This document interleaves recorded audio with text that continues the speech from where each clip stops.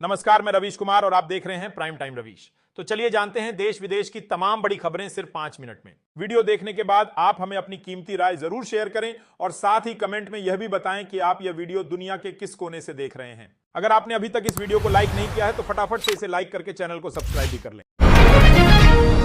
Israel Iran युद्ध के बीच भारत सरकार ने ऑपरेशन सिंधु शुरू किया, जिसके तहत इजराइल में फंसे भारतीय नागरिकों को निकाला जा रहा है। इंडिगो एयरलाइंस ने इस मिशन में भागीदारी के लिए भारत सरकार और नागरिक उड्डयन मंत्री का आभार जताया। नागरिकों को पहले भूमि मार्ग से और फिर हवाई मार्ग से भारत लाया जा रहा है।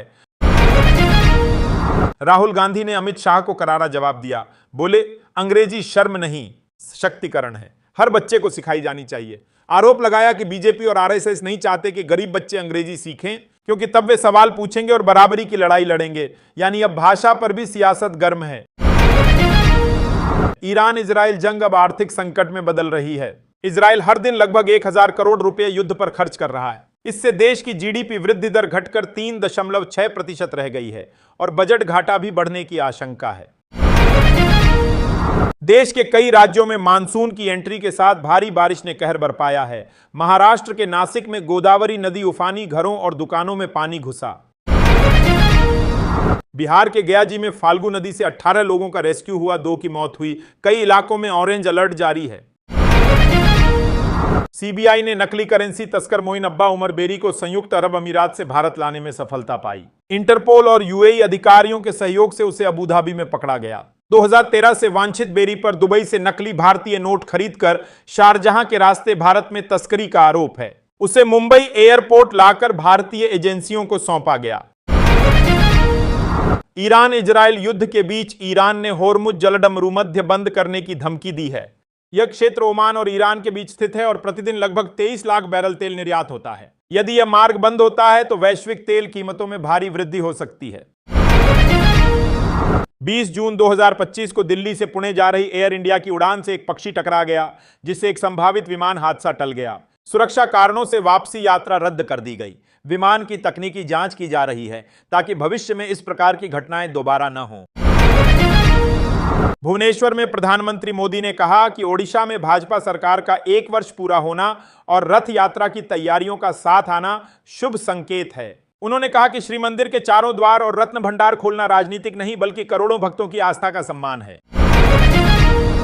अहमदाबाद विमान हादसे के बाद नागरिक उड्डयन मंत्रालय ने 18 जून को नया मसौदा जारी किया है। इसके अनुसार हवाई अड्डों के पास अधिक ऊंचाई वाले पेड़ और भवन हटाए जाएंगे या उनकी ऊंचाई घटाई जाएगी। नियमों का उल्लंघन करने पर कार्रवाई की जाएगी। भवन मालिकों को 60 दिनों में जानकारी देनी होगी और भौतिक सत्यापन अनिवार्य होगा।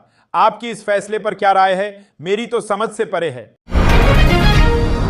20 जून को तेहरान में इजरायली हमले में एक और ईरानी परमाणु वैज्ञानिक की हत्या हो गई।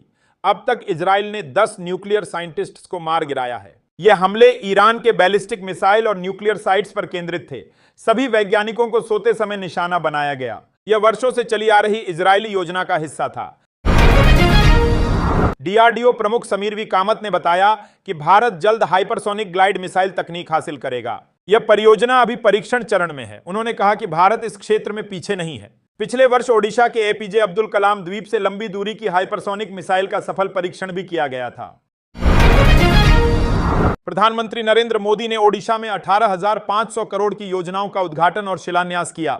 उन्होंने 100 इलेक्ट्रिक बसों और 2 नई ट्रेनों को हरी झंडी दिखाई। यह कार्यक्रम बीजेपी सरकार के 1 वर्ष पूरे होने पर आयोजित किया गया। उन्होंने कहा कि ओडिशा आना जरूरी था, इसलिए अमेरिका नहीं गया। तेजस्वी यादव ने शुक्रवार को प्रधानमंत्री नरेंद्र मोदी और मुख्यमंत्री नीतीश कुमार पर विवादित बयान दिया। उन्होंने कहा कि देश को पॉकेटमार प्रधानमंत्री नहीं चाहिए और बिहार को अचेत मुख्यमंत्री की जरूरत नहीं है। यह बयान उन्होंने पटना में राष्ट्रीय जनता दल कार्यालय में मीडिया से बातचीत के दौरान दिया, जिससे राजनीतिक हलचल तेज हो गई। ईरान ने लगातार दूसरे दिन इजराइल के वीरशेबा शहर पर मिसाइल हमला किया, जिससे 6 लोग घायल हो गए। अमेरिका ने चेतावनी दी है कि ईरान कुछ ही हफ्तों में परमाणु बम बना सकता है। अब तक संघर्ष में इजराइल के 24 और ईरान के 657 लोग मारे जा चुके हैं। केंद्रीय गृह मंत्री अमित शाह ने कहा कि प्रधानमंत्री नरेंद्र मोदी ने बेहतर स्वास्थ्य सेवाओं के लिए कई योजनाएं शुरू की। वर्ष 2014 में देश में केवल 7 एम्स थे, जो अब बढ़कर 23 हो गए हैं। मोदी सरकार ने 12 करोड़ घरों में शौचालय बनवाए, 11,000 एमबीबीएस सीटें बढ़ाईं और 780 मेडिकल कॉलेज बनाए। प्रधानमंत्री ने बताया कि विदेश दौरे से लौटने के बाद वैश्विक नेताओं से बातचीत में भारत की तेज प्रगति और तीसरी सबसे बड़ी अर्थव्यवस्था बनने की सराहना हुई, जिसमें बिहार की बड़ी भूमिका होगी। उन्होंने जंगलराज, भ्रष्टाचार और बाबा साहेब अंबेडकर के अपमान पर विपक्ष को घेरा। साथ ही यह भी कहा कि 20 साल पहले के जंगलराज को नौजवानों ने सिर्फ सुना है, देखा नहीं है।